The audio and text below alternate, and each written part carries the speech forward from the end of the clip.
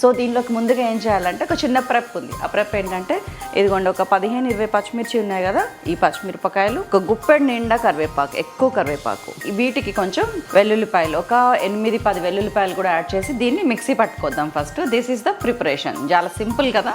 చలో మనం ఇప్పుడు పిండి కలిపేసుకుందాం. నేను దీనిలోకి ఒక 2 గ్లాసెస్, మనం పావుసేరు గ్లాస్ 200 ml గ్లాస్ ఉంటుంది కదా, దాంతో జస్ట్ ఒక 2.5 గ్లాసుల పిండి తీసుకున్నాను పావుసేరు గ్లాస్ తోటి. మనం గ్రైండ్ చేసి పెట్టుకున్నాం కదా పచ్చిమిర్చి ముద్ద, అది వేసేస్తున్నా. పచ్చిమిర్చి, కరివేపాకు, కొత్తిమీర అండ్ వెల్లుల్లి. మీరు తినే కారాన్ని బట్టి ఇందులో పచ్చిమిర్చి శాతాన్ని తగ్గించుకోండి. నేనైతే 15 పచ్చిమిరపకాయలు వేసాను, మీరు 8, 9, 10 మీ ఇష్టం. అండ్ ఇందులో ఒక 3 టేబుల్ స్పూన్స్ ఆఫ్ నువ్వులు వేసేస్తున్నాను. అండ్ 1 టేబుల్ స్పూన్ ఆఫ్ జీలకర్ర, 1 టీ స్పూన్ ఆఫ్ వామ, 2 టీ స్పూన్స్ ఆఫ్ ఉప్పు. అండ్ దీనిలోకి పెసరపప్పు కూడా వేసాను. 1 కప్పు పెసరపప్పు నానబెట్టుకోండి ఫస్టే. ఒక 25-30 గ్రామ్స్ ఆఫ్ పెసరపప్పు హాఫ్ అన్ అవర్ ముందు నానబెట్టుకుంటే దాన్ని ఇలాగా వేసేయచ్చు. ఇప్పుడు ఈ పిండిలోకి కాగబెట్టుకొని వేడి చేసే నూనె, అట్లా సలసలా కాగే నూనె ఒక 2 గంటలు వేయండి. జస్ట్ ఒక 25-30 ml అంతే. ఇదేంటంటే ఇట్లా వేయటం వల్ల మనకి క్రిస్పీనెస్ వస్తుంది. సో ఇప్పుడు దీన్ని మంచిగా అన్నీ కలిసేటట్టు కలిపేద్దాం. మనం వేసిన ఇంగ్రీడియంట్స్ అన్నీ కలిసేలాగా ఇట్లాగా పైకి, కిందకి, లోపలికి, బయటకి మొత్తం ఇట్లా మంచిగా కలపాలి. ఇప్పుడు ఇందులో వాటర్ పోసి, ఎన్ని వాటర్ పట్టని ఖచ్చితంగా 2.5 గ్లాసుల పిండికి అనేది నేను కలిపేసినాక చెప్తాను. కొంచెం వాటర్ పోసుకొని ఇట్లా మంచిగా మెత్తగా కలుపుకోవాలి. మనకు ఆల్రెడీ పచ్చిమిర్చిలో ఉన్న తడి, కొత్తిమీర, కరివేపాకు వీటన్నిటిలో లైట్గా తడి ఉంటుంది కదా, అది కలిసింది.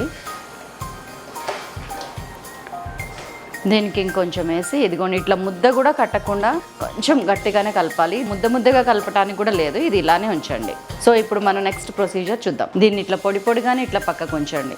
మరీ తడిగా లేదు, మరీ పొడిగా లేదు.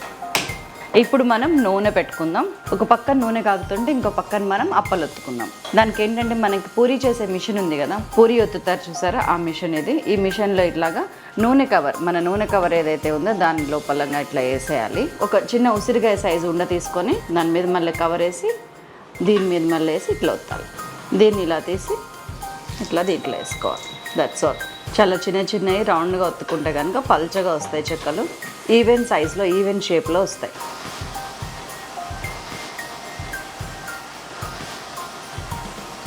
ఇట్లా వేడెక్కి కాలగానే, ఎర్రగా కాలగానే తీసి పక్కకు పెట్టుకోవాలి. ఇట్లాగా మన దగ్గర ఉన్న పిండి మొత్తం తయారు చేసుకుంటూ ఉండాలి. సో ఇలా 1 by 1 వేసుకుంటూ ఉండాలి. మన పిండి ఇంకా ఇంత ఉంది. ఈ పక్కన నూనె పెట్టుకున్నాం చూసారా, ఇదేంటంటే ఉండ చేసినప్పుడు కొంచెం అందులో అద్దితే కనుక మీకు పూరీ పిండి మిషన్లో ఒత్తేటప్పుడు మనకి ఈజీగా లేసి వస్తుంది. ముద్దను అట్లా నూనెలో అద్దాలి.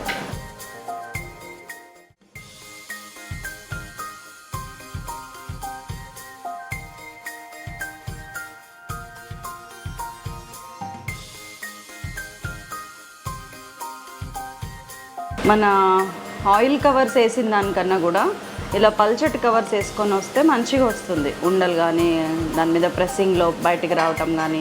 ఈ కవర్ మామూలు కవర్.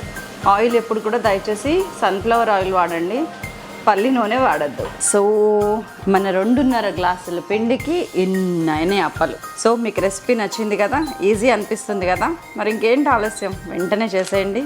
పిల్లలు ఇష్టంగా తింటారు.